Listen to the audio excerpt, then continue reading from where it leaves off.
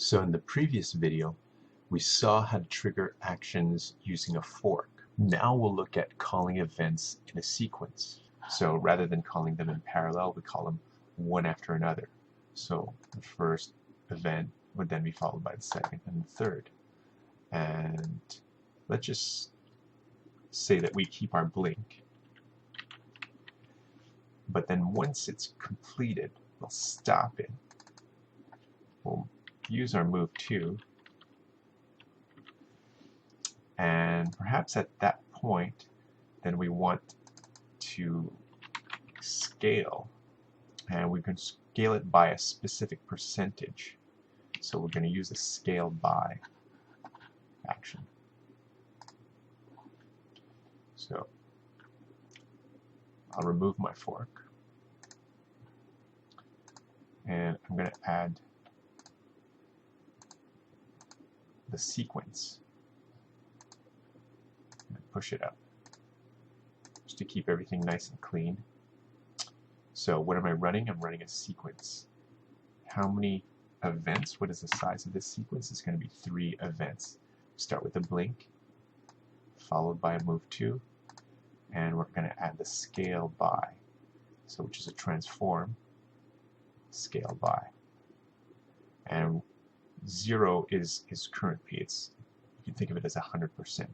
So if you want to scale by, say, 25%, we can hit that 0.25 on the XY axis. What's being transformed? The logo. How long is it going to take to do so? Let's just say it's going to take 2/3 of a second about. Do we want to have a little ease? Well, instead of it having it too linear, we can make it pop out. And you know what? Let's add a custom curve. Let's define how we want it. So we want that scale to slow at the beginning and slow at the end. There's some preset curves over here. This one would pop. If I used this one, it would kind of pop and slow down. And this one's similar, except it might shrink. See, it goes below this 0 line, so it might shrink and then go. So we can mess around with that once we've seen it.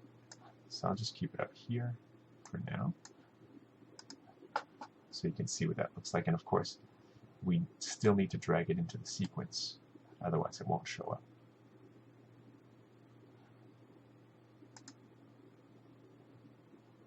So it's blinking. Now it'll move to, and then we saw it pop up. So since that's not so drastic of a change, let's just make it go 200% and have it happen over 2 seconds, so you can really see the impact of the ease. Of course, the ease is, you see it when they're applied over time.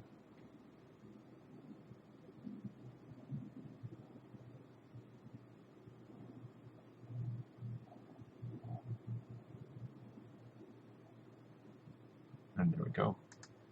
And just to show you what that would look like if it goes underneath the 0, it should shrink before it reaches its size.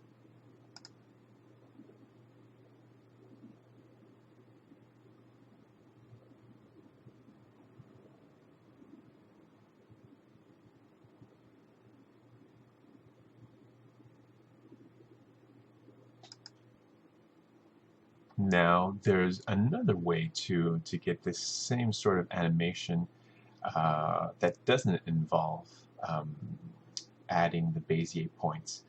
So rather than having a move to, what we can do is have what we call a move to object. So I'll just go down to my stack. So pass the move by, pass the move to object. And there I can define the objects I want to move to. So in this case, so the object I'm transforming, the object that's moving, is the logo. I want to reach that center node, And the Bezier node is this one over here, which I've called left, of course, which is on the right now.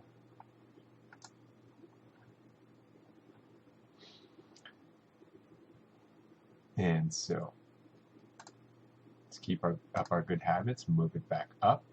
We notice that because I deleted that previous move 2, it's missing from the sequence stack, so I have to drag it back in.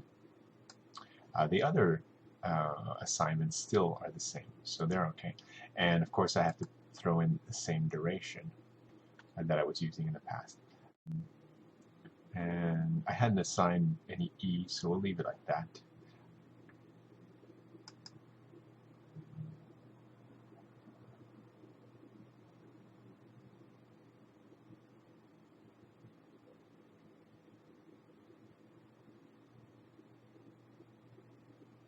So just like that, we have the same curve. Now, you'll say, well, what about these nodes? Those things shouldn't be visible. And that's just a question of putting the alpha to 0.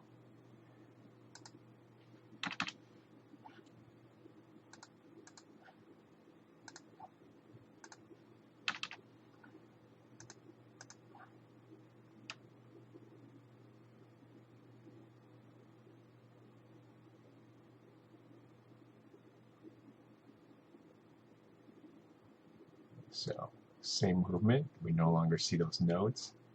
Have it nice and clean. And just like that, we've created some animations without any kind of scripting, just using our assets and game components that are available to you with Action Director. Thanks for tuning in.